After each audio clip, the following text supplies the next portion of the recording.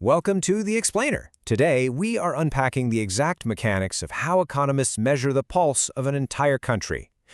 How exactly do we tally the economic score for a whole nation? Right, let's just dive straight into this by asking the ultimate question. How do we track every single transaction, every paycheck, every sale, and somehow aggregate the whole shebang into one definitive number? It sounds literally impossible, but you know what? Economists actually have a very specific, rule-based system to figure this out. Section 1. The base definition. Understanding income. At its core, income is simply a flow. Think of it kind of like a stream of value. It's a flow of goods, services, or money that accrues to an individual, like say your monthly salary, or to all the people in an economy over a set time frame. It isn't just a giant pile of cash sitting in a bank vault somewhere. It's active, it's moving, and it is strictly bound by time. Now, when we take that flow and actually attach a currency to it, like rupees or dollars, we call it money income. This is really that crucial first step toward making our economic activity measurable and, more importantly, comparable. Section 2. Factor income breakdown. Earning money. So individuals earn what we call factor income by selling their productive services to firms. And our scorecard maps this perfectly across four main categories of production. Let's break it down. If you provide land, well, you earn rent. If you provide your own human effort and labor, you earn wages. If you provide capital, like machinery or funds, you earn interest. And if you're the one taking on the risk to organize all of this as an entrepreneur, your reward is profit. This is basically the engine of the economy right at the ground level. Section 3. The macro headline, the national scorecard. National income is the grand total. It's the aggregate value of absolutely everything final produced by the normal residents of a country in a single year. You can think of it as the definitive report card of an economy's productive capacity. And to give you the exact academic rulebook definition here, economists Dornbush and Fisher put it perfectly. They said, national income is the value of final goods and services produced by domestically owned factors of production during a given period. I love that because it perfectly captures the essence of taking all those individual factor incomes we just talked about and rolling them up into one giant national number. Section 4. The three mandatory features. Rules of aggregation. These three mandatory structural criteria ensure our national scorecard is actually accurate. Seriously, if we don't follow these steps, monetary terms, final value only, and flow concept, the entire measurement falls apart and we risk massively overstating our wealth. Let's look at each one. First up, monetary terms.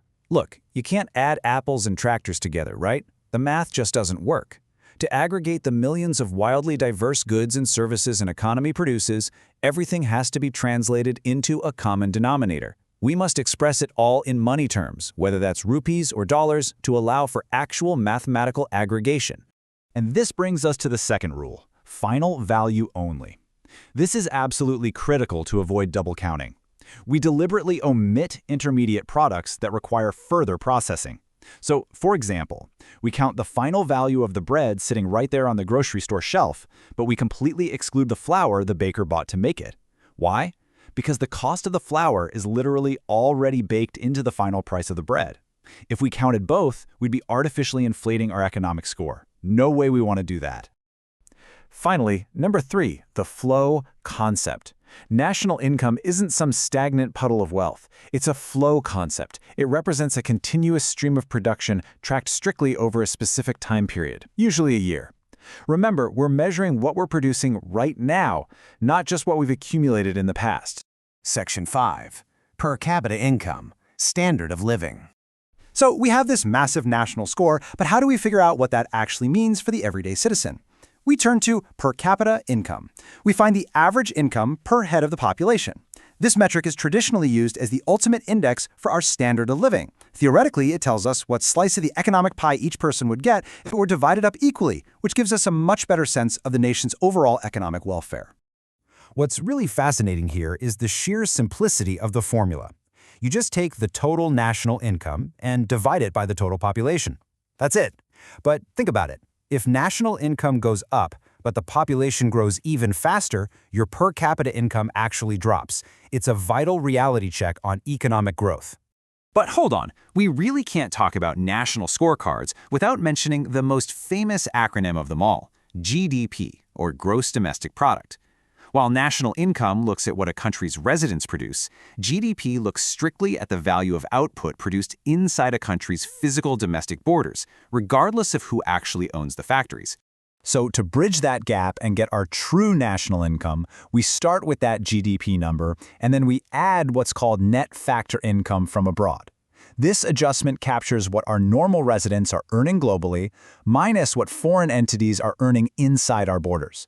It is the crucial adjustment that takes us from a purely geographic measure to a true measure of our residents' wealth. Understanding this math leaves us with a pretty fascinating final thought. If a huge chunk of your nation's economic score comes from the net factor income from abroad, just how dependent is your own standard of living on the rest of the world? Are our domestic borders really the most important factor in our economic well-being anymore? It's definitely something to think about the next time you see those macroeconomic headlines flashing across your screen. Thanks for joining me for this explainer, and as always, keep questioning the numbers.